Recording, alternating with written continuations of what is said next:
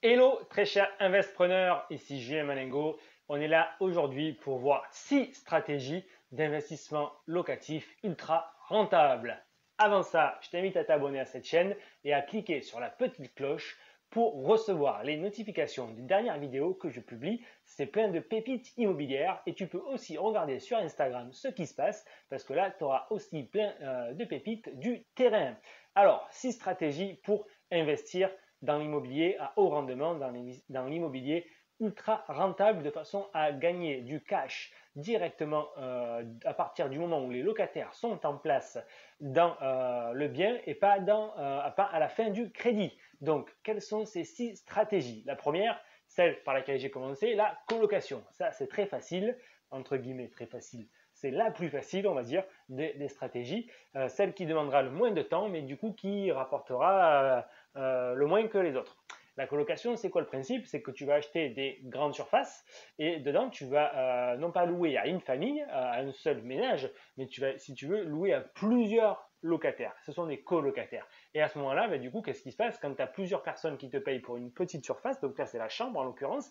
Eh ben, au final, ton loyer, il est beaucoup plus élevé. Par exemple, si on prend le cas d'un T5, donc 4 chambres qui seraient louées à une famille dans une ville moyenne, par exemple comme Toulouse, il serait loué 1000 euros. Et puis au final, à Toulouse, ce même T5, donc ces 4 chambres, pourraient être louées 450 euros chacune, soit 1800 euros. Donc tu imagines que ça fait 800 euros de plus. Alors certes, il y a des charges en plus parce qu'il faut quand même mettre Internet, un peu de ménage, payer l'électricité, mais une fois que tu as annualisé tous ces frais, la taxe foncière, etc., ben, tu arrives rapidement à 400-500 euros net. Et ça, tu peux faire mieux. Tu peux faire mieux. Ça, c'est ce que moi j'ai réussi à faire. Mais en cherchant, si tu te formes bien, que tu prends le temps vraiment de comprendre comment ça marche, tu peux certainement faire mieux. Donc voilà, la colocation, c'est très facile entre guillemets. Il suffit de trouver un grand bien. Et encore, ça peut se faire pour 3 chambres, en fonction de la ville dans laquelle tu vas investir, évidemment, parce que bon, à Toulouse, ça aurait été quand même compliqué pour être rentable, mais ça marche.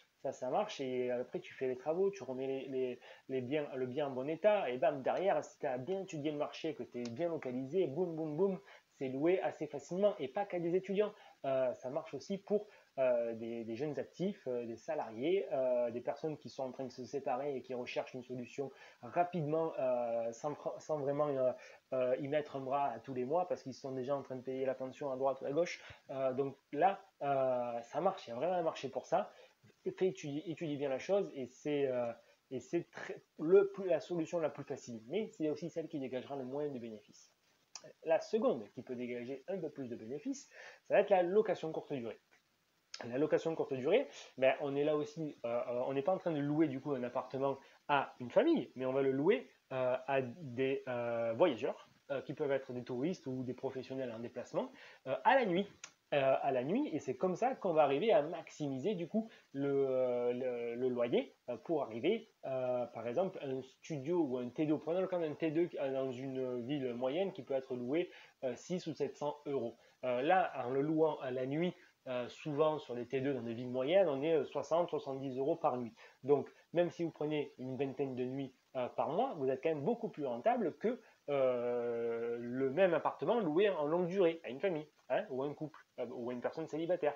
Même si effectivement, ben, il faut mettre des prestataires qui vont vous prendre le check-in, le check-out, donc l'entrée et la sortie des locataires, le ménage, il est refacturé aux locataires aussi, donc ça c'est pas forcément un coût, mais il faut quand même mettre Internet, les bonnes assurances, donc effectivement vous avez un peu plus de charges, mais c'est quand même beaucoup plus rentable que le louer cette petite surface. Ça peut même être fait dans des grandes surfaces, hein, de façon standard, puisque là vous louez à la nuit et donc en maîtrisant les bonnes techniques marketing pour être sûr d'apparaître sur du coup les moteurs de recherche d'Airbnb, Booking et des autres sites de référencement sur la première page, ben là vous vous assurez de louer 20-25 nuits au minimum par mois.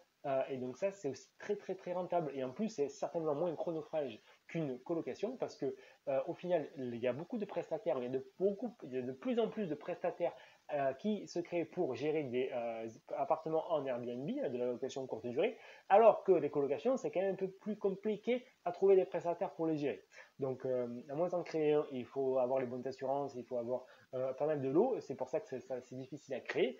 Au final, ou vous avez des personnes, des agences qui ne sont pas forcément super compétentes pour gérer vos colocations, ou vous le faites vous-même, ou vous trouvez des solutions entre les deux, mais ça demande plus de travail que tout déléguer à un prestataire qui va faire de la location courte durée.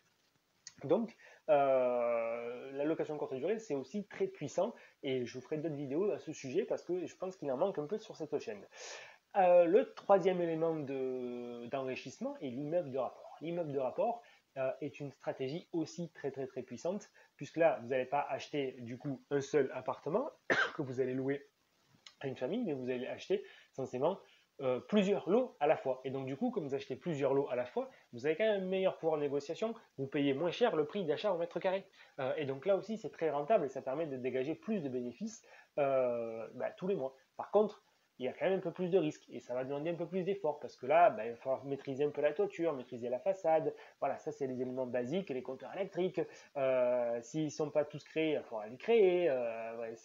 Et du coup, créer un compteur électrique, si vous ne l'avez jamais fait, ça passe par notre fournisseur principal français, Enedis. Et donc là, il faut avoir un rendez-vous, il faut avoir affaire à leurs humeurs, ils viennent quand ils veulent. Donc on ne sait pas quand ils viennent non plus, donc on ne sait pas combien ça va coûter, parce que d'un devis à l'autre, en fonction de où est l'alimentation générale, où est votre compteur à vous, quelle est la distance, est-ce qu'il faut revoir toute la colonne électrique de l'immeuble. Il y a beaucoup d'éléments techniques à reconsidérer qui font que la facture peut aller du simple au triple. Donc là, c'est un peu plus compliqué aussi, mais c'est beaucoup plus rentable, encore une fois. Ensuite, donc ça, c'est les trois premières stratégies. Une qui est aussi très puissante et qui peut être fait assez simplement puisque vous n'avez pas passé par la case bancaire. Donc celle-là, si vous n'avez pas de CDI ou une situation un peu compliquée pour emprunter, vous pouvez très bien vous adonner à la sous-location. Et là, effectivement, il suffit simplement de trouver un appartement à louer, comme si vous étiez un ménage en fait qui loue un appartement à l'année. Par contre, vous êtes totalement clair avec le propriétaire et vous mettez en place le bail approprié qui vous autorise à le sous-louer. Donc il faut savoir au propriétaire, vous dites, bon, votre appartement sur le marché, vous allez peut-être le louer 600, 700 euros. Moi, je vous le loue à 800 ou 900. Comme ça, lui, il est tranquille. Lui, il prend les assurances, vous prenez les bonnes assurances et tout le monde est OK que vous le relouez en location courte durée, par exemple. Donc là, qu'est-ce qui va se passer? Vous payez la mensualité qui est du coup le loyer au final.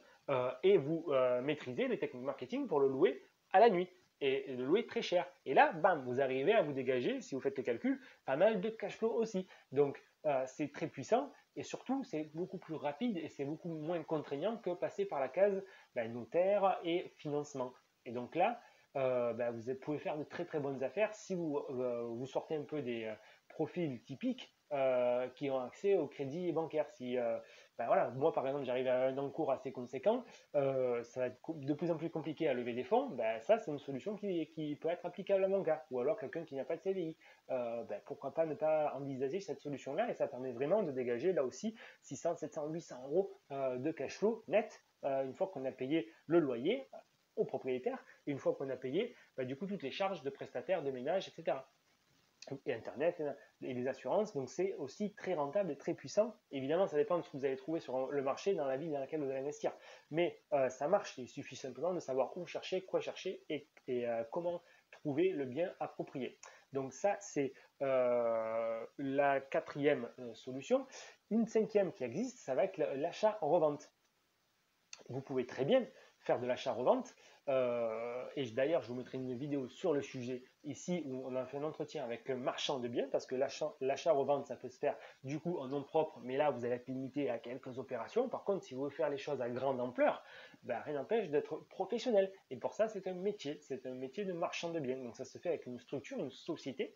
Et là, typiquement, ces gens-là, ils achètent des biens en mauvais état, ils vont les rénover en totalité et ensuite il y a plusieurs options, ou le revendre en totalité, on peut très bien revendre que le plateau, bam, et on le revend à des investisseurs qui vont acheter les plateaux et eux-mêmes rénover les appartements, ou alors vous pouvez rénover les appartements, vous les faire rénover, vous pouvez revendre ces appartements à la découpe, vous pouvez revendre le lot entier, vous pouvez louer les appartements que vous avez achetés, et donc là c'est aussi très intéressant. L'achat-revente dans ce système-là.